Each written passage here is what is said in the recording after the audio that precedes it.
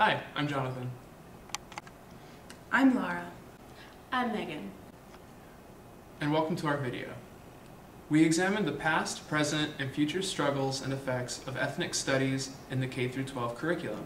We researched past court cases to expose the racist ideologies that have oppressed various ethnic groups throughout history. We reviewed present challenges to ethnic studies, and our research finds that a multicultural education is beneficial for all students. We also studied methods of incorporating ethnic studies in today's classes to promote equal multicultural education to lessen the educational gap. And please remember, all the jokes are jokes and intended to bring attention to these issues in a humorous light. Look around you. What do you see? Look around you. What are we looking for? If you guess multicultural education, you're right. Believe it or not, America hasn't always been the land of the freest and home of the most bravest. A glimmering beacon of hope for a diverse and accepting classroom. Long before whites reluctantly allowed people with nice tans into those classrooms, it was a struggle for minorities to be heard. The year was 1945, and Californians voted for Mexican children to attend segregated schools. In a case known as Mendez versus Westminster, parents of those children fought the educational system in courts. Today, we speak with one of those mothers, Mrs. Felicitas Mendez. Hello, Mrs. Mendez. Thank you for joining us. Thank you for having me. So, what prompted this case exactly? What made you and other parents decide to put your chimichangas down and throw a little tapatio in the casserole? Well, it was 1945 and the children were going... All 8 of them? 2, actually. It was in the summer of 1945. We were walking the children to school, the same one they had been going to their whole lives, and the principal did not let them in. Instead, he pointed to a sign saying that the Mexican children were going to be moved to a school all the way across town. So what are you complaining about? They got a brand new school entirely to themselves. It was literally a small shack. There were hundreds of students packed into there, about 80 students for one teacher. I mean, what kind of a school is that? An efficient one? And they were punished for speaking Spanish, their native tongue and language of their people. Well, this is America, and in the land of the free, we speak English. The point is, the Mexican students have been going to the same school as the white students you need to calm for down. over 10 to 20 years. You need to calm down. Don't tell me to calm down. I have an angry Then minority they're suddenly over here. forced to attend a different school. Yeah, I mean, that's institutional segregation. You can't do that to me. They're afraid of the Mexicans.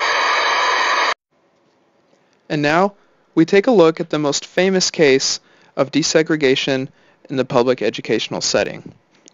Brown versus Board of Education is considered the first milestone in the fight to desegregate American schools. The victory of the 13 plaintiffs over the Supreme Court sparked a national debate about civil rights in the classroom. Much like the Mendez case, Brown versus Board of Education began with parents who were tired of their children receiving a subpar education while white students were given all the privileges of public education. The case is named after plaintiff Oliver Brown, whose daughter had to walk 6 blocks to catch a bus that would take her to a black school a mile away, when there was a white school a mere 6 blocks away from her home. Brown was taken all the way to the Supreme Court, and a unanimous decision was made to ban all forms of racial segregation in educational institutions.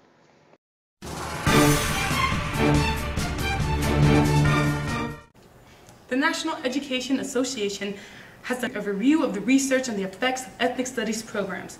Today we have Christine Sleater here to talk about what she has found. Welcome, Christine. Thank you, Lara. So, Christine, the value of ethnic studies has been debated. What have the reviews of the research found?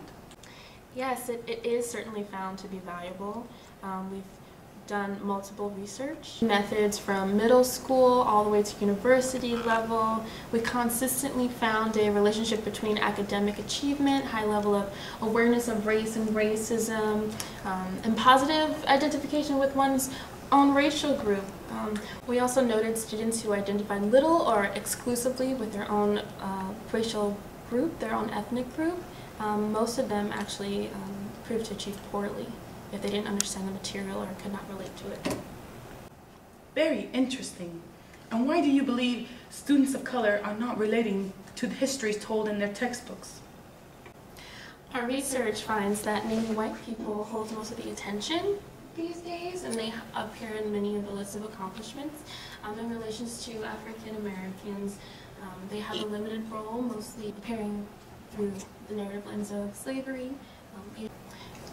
Asian Americans and Latinos appear mostly in the backgrounds of landscapes, and they have little or no history or contemporary ethnic experience. As far as Native Americans, they mostly appear in past. And why don't textbooks include the experience of other ethnic groups? Well, you see, in the 1970s and early 80s, publishers were adding a multicultural point of view. However, as time went by, standards were the main focus, a credibility in the classroom for curriculum. So multiculturalism and ethnic studies, it kind of subsided. So why do politicians want to bring down successful ethnic studies programs?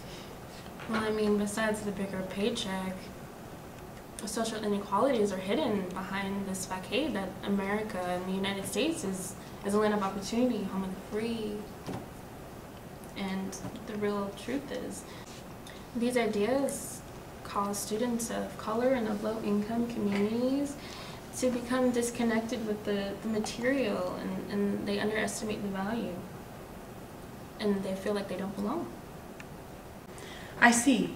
So when students of color do not succeed, the dominant culture remains the same. White privilege continues to persist, and people of color are left in the cycle of poverty. Exactly.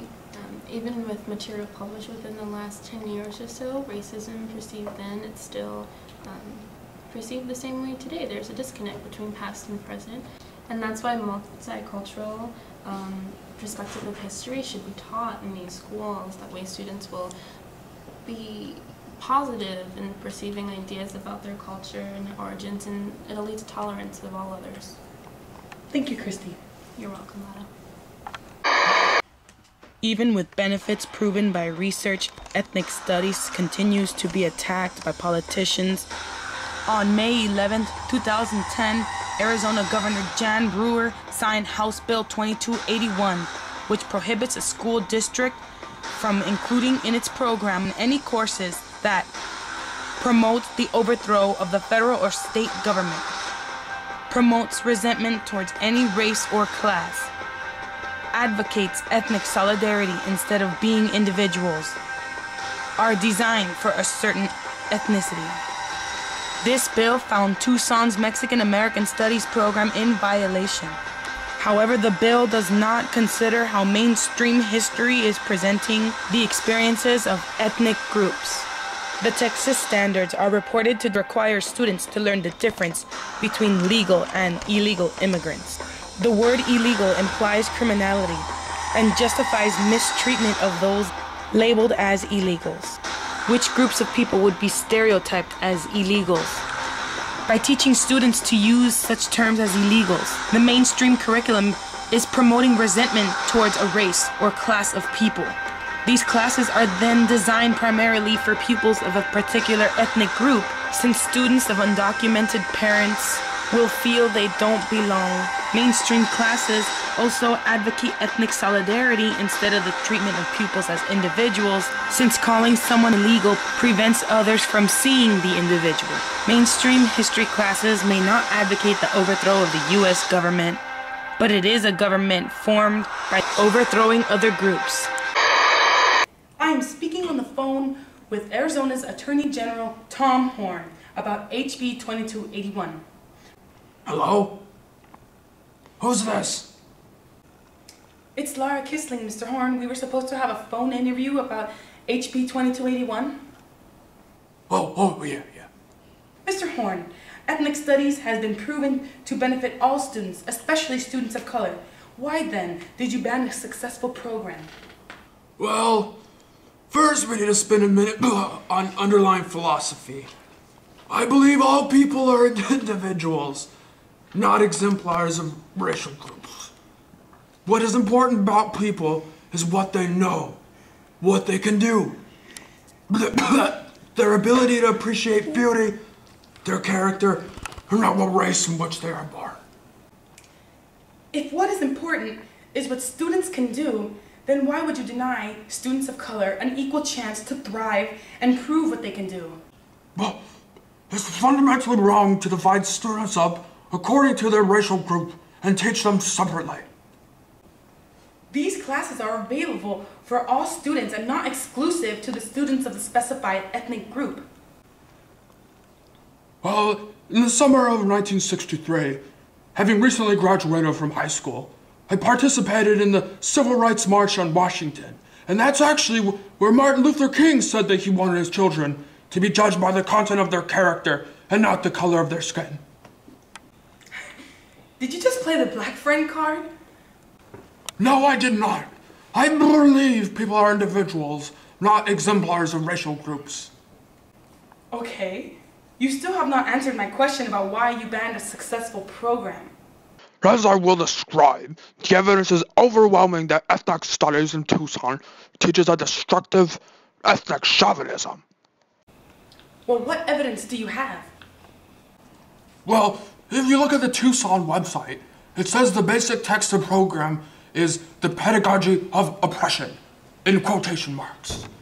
Most of these students' parents and grandparents came to this country legally, because this is the land of opportunity.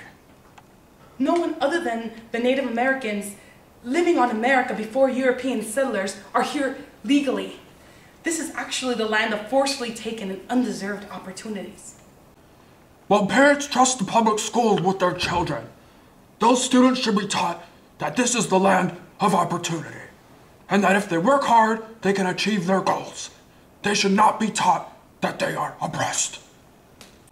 And what would you say to the low-income students who do not receive the same opportunities as middle-class students? Well, I would tell those students that this is the land of opportunity, and that if they work hard, they can achieve their goals. They should not be taught that they are oppressed. Ugh, you don't even have an explanation for your bad ideas. I do not make bad ideas.